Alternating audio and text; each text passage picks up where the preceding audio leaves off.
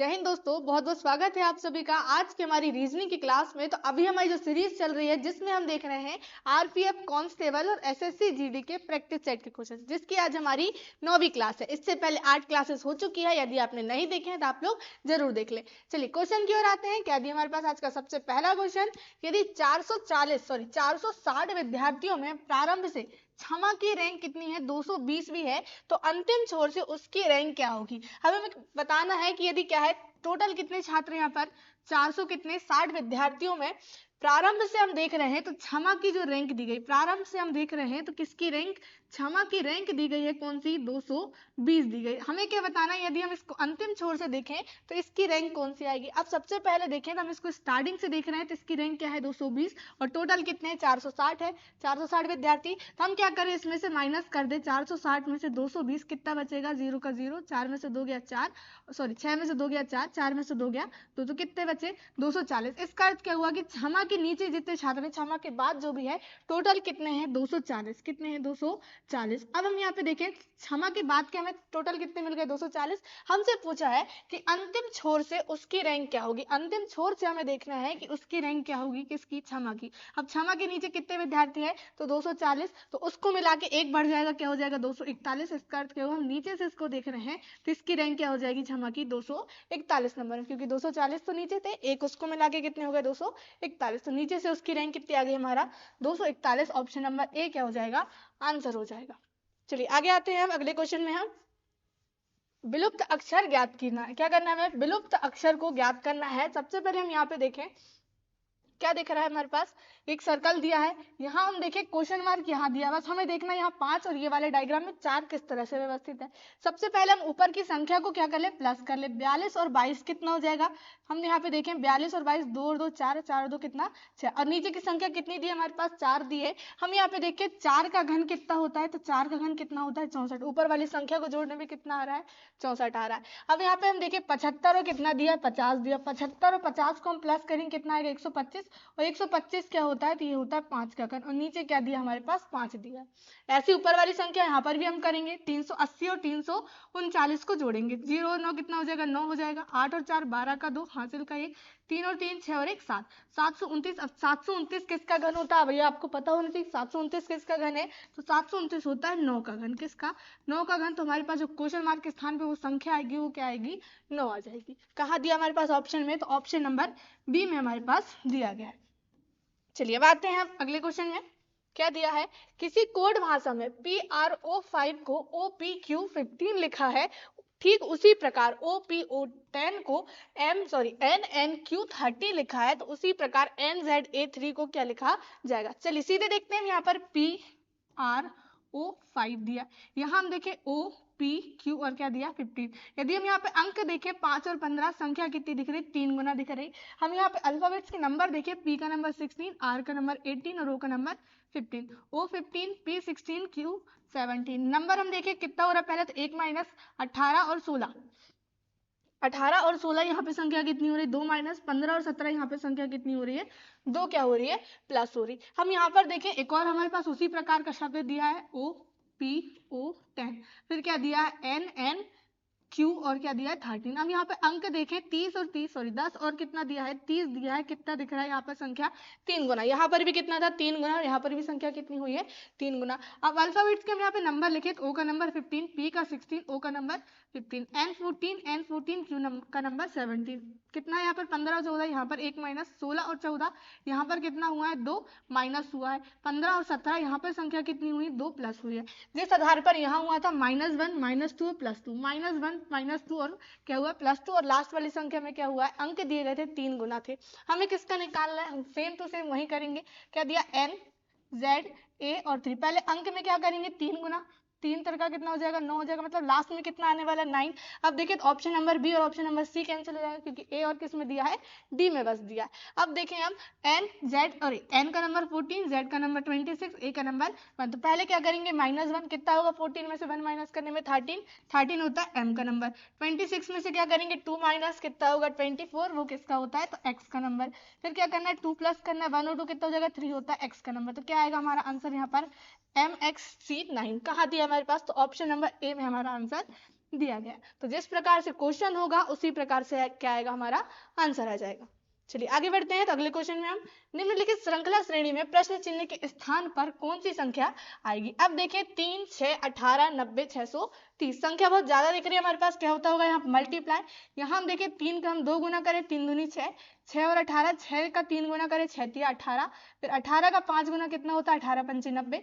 यहाँ हम देखिए 90 और कितना दिया है, 630 दिया है। 90 का हम क्या करें, 7 गुना कर दे, कितना हो जाएगा, 7 9 63, यहाँ पे कितना दिख रहा है 630, 90 का 7 गुना करने में कितना जाएगा, 630 आ जाएगा। अब हम सीरीज देखें 2, 3, 5 और 7, पूरी की पूरी विषम संख्या दिख रही है क्या, नहीं दिख रही है। स्टार्टिंग में क्या दिख रही है, सम संख्या, लेकिन हमारे पास क्या दिख रही है, अभाज्य संख्या की क्या बन रही है, सीरीज क्या बन रही है, अभाज्य संख्या 2, 3, 5, 7 और अगली अभाज्य संख्या क्या होगी, 11 हो जाएगी। अगली जो होगी 7 के बाद क्या आती है, 11 आती है। तो 630 का क्या करेंगे हम, 11 गुना करेंगे, 11 से हम सुन 11 तिया 33 का 3 हासिल का 3, 11 से 66, 66 और 3 कितना हो जाएगा, 69। तो क्वेश्चन मार्क के स्थान पे हमारी जो संख्या आएगी वो क्या आएगी, 6930। ऑप्शन नंबर बी हमारा क्या होगा आंसर, ऑप्शन नंबर बी 6930 आ जाएगी।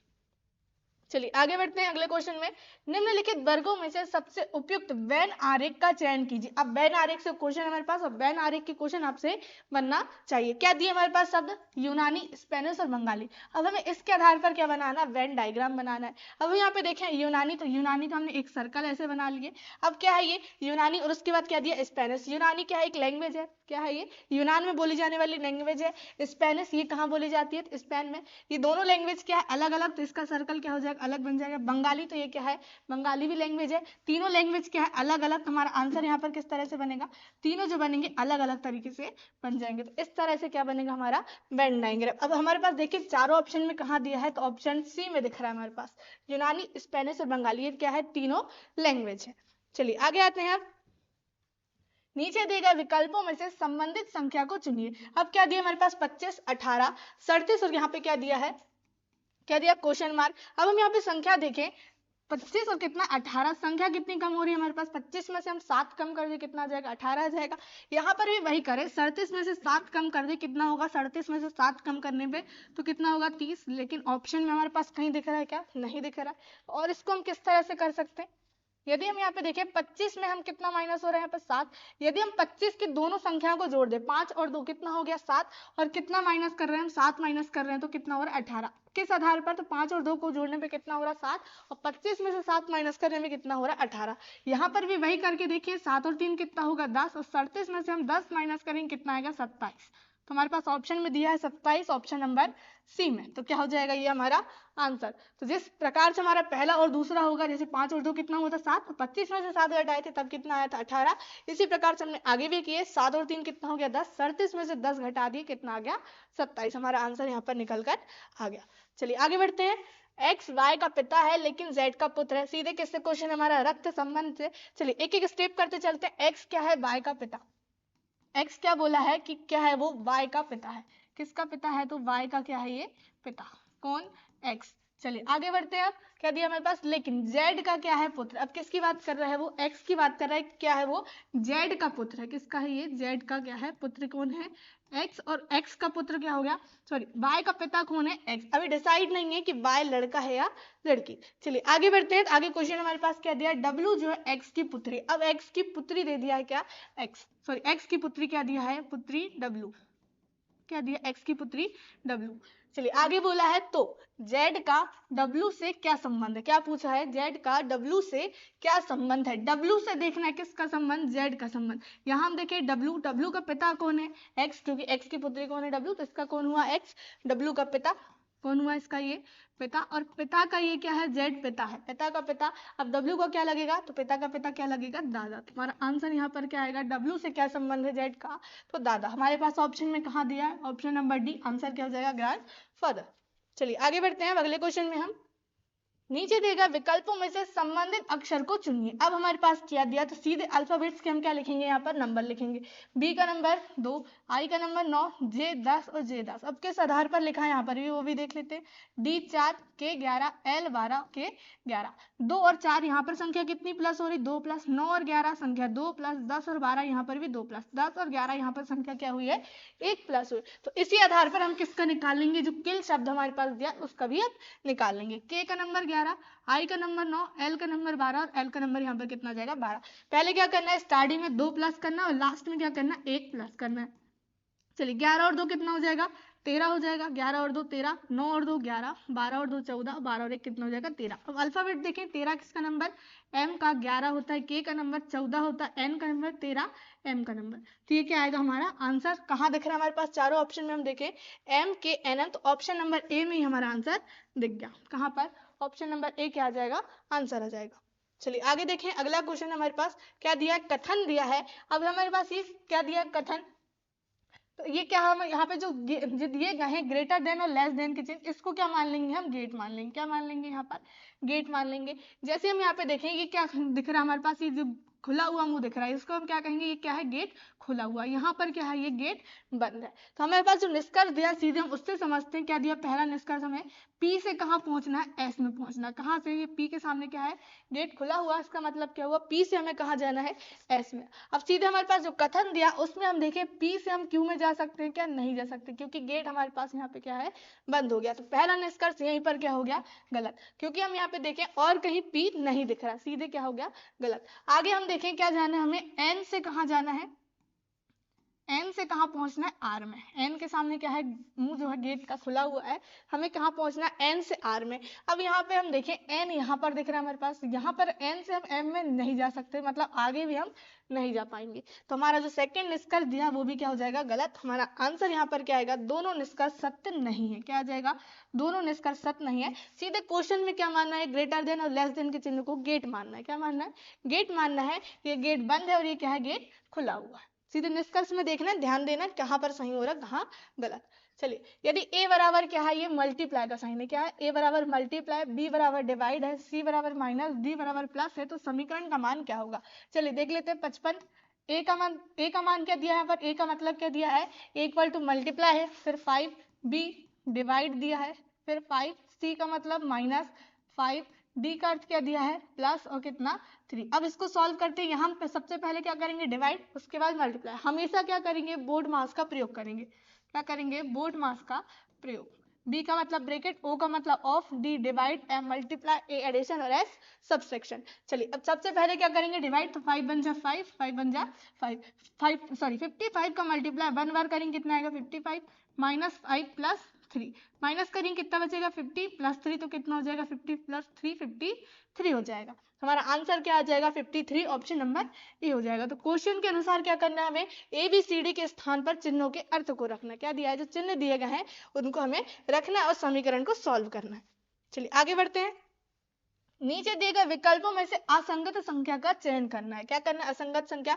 अब हमारे पास दिया 4003, 5002, 6008 और 6001। अब यहाँ पे देखिए सम और विषम के आधार पर देखें, तो ये क्या दिख रहा है हमारे पास, विषम। क्या दिख रहा है, ये विषम। ये दिख रहा है हमारे पास सम, ये भी क्या है सम, और ये क्या दिख रहा है, विषम। अब देखें तो जो चार ऑप्शन है उसमें 2 सम दिख रही है संख्या और 2 क्या दिख रही है, विषम दिख रही है। तो हमारे पास एक जो है अलग यहाँ पर नहीं आ पाएगा, तो हम यहाँ पे प्लस माइनस मल्टीप्लाई सब कुछ करके देखेंगे। चलिए यहाँ हम देखें 4 और 3 कितना हो जाएगा, प्लस करने पे 4 और 3 7, 5 और 2 कितना हो गया 7, 6 और 8 कितना हो जाएगा, 6 और 8 14, 6 और 1 कितना हो जाएगा 7। पूरा प्लस कर रहे हैं हमने, यहाँ पे 0 0 था, 4 और 3 कितना हो गया 7, 5 और 2 7, 6 और 8 14, 6 और 1 7। अब हम यहाँ पे देखिए 7 7 सभी को जोड़ने में क्या आ रहा है 7, लेकिन 6008 में हमारे पास संख्या जोड़ने कितना आ रहा है 14 आ रहा है। हम यहाँ पर सम और विषम के आधार पर भी देख सकते हैं, ये क्या दिख रहा है सम, बाकी सब क्या है विषम। तो हमारा आंसर क्या आएगा, ऑप्शन नंबर सी ही आएगा। चलिए आगे बढ़ते हैं। अब क्या दिया है, कथन दिया है और निष्कर्ष दिया। अब कथन के अनुसार क्या बनाना है, हमें डायग्राम बनाना है। चलिए सबसे पहला कथन, सभी सड़कें क्या है वाहन। अब हम यहाँ पे बना लेते हैं, ये क्या होगी हमारी सड़कें, सभी क्या हो गई ये सड़कें। अब सभी सड़कें क्या है वाहन, तो सड़कें के अंदर क्या आ जाएगा वाहन, सभी सड़कें क्या हो गई वाहन। उसके बाद सेकंड, कुछ वाहन पेड़ है। इसका डायग्राम क्या बनेगा, अब 2 तरीके से। सबसे पहले क्या हो गई ये सड़कें, क्या हो गई है सभी सड़कें क्या हो गई वाहन, तो वाहन के अंदर। उसके बाद सेकंड जो बोला है कुछ वाहन क्या है पेड़, तो इसका डायग्राम, ये कुछ वाहन क्या हो सकते हैं, ये कुछ वाहन क्या हो सकते हैं पेड़ हो सकते हैं। ये हमने कुछ में क्या कर लिए, वाहन को शामिल कर लिए। इसमें क्या कर सकते हैं हम, यहाँ पर इस तरह से क्या बन सकता है, ये सेकंड हमारा डायग्राम बन सकता है। कुछ वाहन पेड़ है तो वो सड़कें में भी शामिल होगा और वाहन में भी। चलिए अब निष्कर्ष देखते हैं क्या सही है क्या गलत। यदि निष्कर्ष जो है दोनों में सही होगा तभी हमारा निष्कर्ष सही कहलाएगा, वरना नहीं होगा। पहला पढ़ते हैं, कुछ पेड़ क्या है, सड़कें। अब हम यहाँ पे देखिए कुछ पेड़ सड़कें दिख रहे हैं क्या, नहीं दिख रहे हैं, बिल्कुल अलग, हमारे पास सड़कें का भाग जो है यहाँ अलग दिख रहा है। अब यहाँ देखें कुछ पेड़ क्या दिख रहे हैं, सड़कें। सेकंड में हमारा क्या हो रहा है, सेकंड डायग्राम में सही हो रहा है पहला निष्कर्ष, और इसमें गलत, इसमें गलत, इसमें सही, तो क्या होगा, निष्कर्ष हमारा गलत ही होगा। सभी वाहन क्या है, पेड़ है। सभी वाहन क्या है, सभी के सभी वाहन क्या पेड़ दिख रहे हैं, नहीं, कुछ दिख रहा है हमें। यहाँ पर भी हम देखें तो क्या दिख रहा है, कुछ वाहन क्या दिख रहा है, पेड़ दिख रहा है। सेकंड निष्कर्ष यहाँ पर भी गलत और यहाँ पर भी गलत, दोनों में गलत है, तो ऑब्वियसली क्या होगा, हमारा आंसर गलत ही होगा। तो हमारा आंसर क्या आएगा, ना तो निष्कर्ष 1 और ना ही निष्कर्ष सेकंड सही है। तो क्या आएगा हमारा आंसर, ऑप्शन नंबर सी आ जाएगा, दोनों निष्कर्ष पालन नहीं करते। समीकरण को सही बनाने के लिए विकल्पों में से चिन्हों का सही क्रम चुनिए। अब हमारे पास ये दिया गया समीकरण, लेकिन बीच में हमारे पास स्पेस है, उसमें क्या करना है, चारों ऑप्शन के चिन्ह रख के देखना है किस ऑप्शन का चिन्ह रखने पे समीकरण सही होगा। चलिए करके देखते हैं। हमारे पास क्या है, 18, संख्या कितनी दी, 18, 5, 50 और फिर क्या दिया, 40। सबसे पहला ऑप्शन रखेंगे माइनस, मल्टीप्लाई और क्या दिया, इक्वल। अब हमें क्या करना है, समीकरण को सही करना है, क्या करना है, सुमेलित करना है। अब हम यहाँ पे देखिए मल्टीप्लाई करेंगे, कितना आएगा, 55 25 मतलब कितना आने वाला है, 50 का मल्टीप्लाई 5 बार करने पे तो 250, तो 18 में से हम 250 माइनस करेंगे तो 40 आएगा क्या, नहीं आएगा, मतलब ऑप्शन नंबर ए हमारा आंसर नहीं होगा। उसके बाद हम देखें ऑप्शन नंबर हम सेकंड रखते हैं, क्या रखते हैं, ऑप्शन नंबर सेकंड हम रखते हैं, क्या दिया है, मल्टीप्लाई, इक्वल और फिर क्या दिया है, माइनस दिया। अब हम देखें तो सबसे पहले हम क्या करेंगे, इक्वल के इधर साइड का भी उधर साइड का सॉल्व, 50 में से 40 घटाएंगे कितना आना चाहिए, 10 आना चाहिए, लेकिन 18 पंचे कितना होता है, 90, तो ऑप्शन नंबर बी भी हमारा आंसर नहीं होगा। अब सी रख के देखें हम, सी रख के देखते हैं क्या दिया हमारे पास, सी ऑप्शन, पहले तो इक्वल दिया है, फिर क्या दिया माइनस, फिर क्या दिया है मल्टीप्लाई। करके देखते 18 यहाँ पर आएगा कि नहीं। यहाँ हम देखिए 50 का मल्टीप्लाई कितने बार करना है, 40 बार, तो कितना आएगा मल्टीप्लाई करने में, तो सीधे कितना आ रहा है, 2000 आएगा। कितना आएगा, 2000। 18 हमारा यहाँ पर नहीं आ पाएगा, 5 में से 2000 माइनस करेंगे तो संख्या बिल्कुल भी नहीं आएगी। अब जो बचा फोर्थ हमारा आंसर वही होगा, ऑप्शन नंबर क्या होगा, लास्ट जो बचा वही क्या होगा हमारा आंसर। करके देख लेते हैं, हमारा 18 मल्टीप्लाई 5 माइनस 50 इक्वल कितना, 40। 18 पंचे कितना हो जाएगा, 90 माइनस 50, 90 में से 50 माइनस करेंगे कितना आएगा, 40 आएगा। समीकरण में कितना था, 40। तो मतलब क्या हो गया, हमारा ऑप्शन नंबर डी क्या आ जाएगा, आंसर आ जाएगा। उसके चिन्ह को रखेंगे तो हमारा जो समीकरण दिया था वो क्या हो जाएगा, सही हो जाएगा। चलिए आगे बढ़ते हैं अगले क्वेश्चन में। P Q R S T और यू नामक कितने 6 विद्यार्थी एक सीधी पंक्ति में उत्तर दिशा की ओर मुख करके बैठे। कितने विद्यार्थी, 6 विद्यार्थी हैं एक सीधी पंक्ति में उत्तर दिशा की ओर मुख करके बैठे। चलिए 6 का स्थान बनाते, 1 2 3 4 5 6, ये 6 का स्थान बन गया। सभी कहाँ देख रहे हैं, एक सीधी पंक्ति में हमने बना ली, और कहाँ देख रहे हैं, सभी उत्तर नॉर्थ की ओर सभी देख रहे हैं। अब आप क्वेश्चन पढ़ें तो पी और एस क्या है, पंक्ति के सिरों पर बैठे हैं। कहाँ बैठे हैं, पी और एस पंक्ति के सिरों पर, लेकिन ये नहीं बताया हमें क्वेश्चन में बाएं सिरे पर कौन बैठा है कि दाएं सिरे पर। तो हम इसके दो तरीके से हम करते चलते हैं। कितने, दो टाइप्स हम लेके चलते, पी यहाँ बिठाते एस, और दूसरे वाले में एस को स्टार्टिंग और पी को लास्ट में। चलिए आगे देखते हैं क्या दिया हमारे पास। टी क्या है, पी के ठीक बगल में बैठा है। किसकी बात किया है, टी जो है पी के ठीक बगल में। पी के ठीक बगल में कौन बैठ गया, टी। यहाँ पर भी हम देखें तो क्या बैठ जाएगा, पी के ठीक बगल में टी बैठ जाएगा। अब आगे क्वेश्चन पढ़े, जबकि यू एस के ठीक बगल में, क्या बोला है, यू का स्थान एस के ठीक बगल में, तो एस के ठीक बगल में यहाँ यू बैठ जाएगा, और यहाँ पर भी क्या कौन बैठ जाएगा, यू बैठ जाएगा। आगे हम देखें Q और S के बीच केवल एक व्यक्ति बैठा है। क्या बोला है, Q और S के बीच केवल एक व्यक्ति। यहाँ S है तो हम यहाँ पे Q को बैठाने, तो Q और S के बीच केवल एक व्यक्ति यहाँ पे बैठ जाएगा। यहाँ S का स्थान है, यहाँ पर हम Q को बैठा ले तो S और Q के बीच में केवल कितने, एक व्यक्ति बैठ गए। आगे हम देखें क्वेश्चन क्या पूछा हमारे पास, केवल एक व्यक्ति बैठा है। R के अलावा Q के ठीक बगल में कौन बैठा। अब हमारे पास एक स्थान खाली, इसका अर्थ क्या हुआ, यहाँ पर R आएगा। हम यहाँ पे देखें R के अलावा Q के ठीक बगल में कौन बैठा है, तो हमें क्या बताना है, Q के ठीक बगल में कौन बैठा है, लेकिन R को छोड़कर। R के अलावा मतलब R को हमें नहीं देखना। तो ठीक बगल में यहाँ से हम देखें तो U बैठा है, और यहाँ पर भी हम देखें तो कौन बैठा है, U बैठा है। हमारा आंसर क्या आएगा, यहाँ पर U ही आएगा। दोनों कंडीशन में हमारा जो Q के बगल में बैठेगा वो कौन बैठेगा, U बैठेगा। चलिए आगे बढ़ते हैं अगले क्वेश्चन में हम। यदि 1 जनवरी 2017 को सोमवार था तो 1 जनवरी 2022 को सप्ताह का कौन सा दिन होगा। अब हम यहाँ पे देखें 1 जनवरी 2017, 1 जनवरी 2017 को दिन क्या है यहाँ पर सोमवार, क्या है दिन सोमवार। तो 1 जनवरी, एक साल बाद 1 जनवरी 2018 को दिन क्या होगा मंगलवार। अब ये क्यों मुहूर्त, आप लोग ये भी ध्यान रखिए, क्या है 2017 क्या है यहाँ पर साधारण वर्ष है, क्या है 2017 साधारण वर्ष है। तो अगले साल 1 जनवरी को दिन क्या होगा, एक दिन आगे बढ़ जाएगा, सोमवार से एक दिन आगे क्या बढ़ जाएगा मंगलवार। अब 1 जनवरी 2019 को, 1 जनवरी 2019 को दिन क्या होगा मंगलवार से एक दिन फिर बढ़ जाएगा बुधवार, क्योंकि 2018 भी क्या है साधारण वर्ष, 2019 भी साधारण वर्ष है, तो 2020 में भी क्या हो जाएगा एक दिन बढ़ जाएगा, क्या हो जाएगा गुरुवार। अब हम यहाँ पे देखें 2021, अब 2021 में आएंगे तो उससे पहले 2020 में क्या पड़ेगा, 2020 अब क्या है लीप वर्ष, और लीप वर्ष में क्या होता है, तो लीप वर्ष में फरवरी कितने की होती है 29 की, फरवरी में कितने दिन होते हैं 29 दिन पड़ते हैं। तो लीप वर्ष क्या है 2020 है, तो 2020 में एक दिन एक्स्ट्रा पड़ेगा, मतलब क्या होगा 2021 में जो है हम 2 दिन आगे बढ़ा देंगे, क्या होगा 2 दिन जो है 1 जनवरी को, कब 1 जनवरी 2021 को 2 दिन आगे बढ़ जाएगा, सॉरी गुरुवार शुक्रवार नहीं शनिवार होगा, क्या होगा यहाँ पर शनिवार, क्या हो जाएगा शनिवार।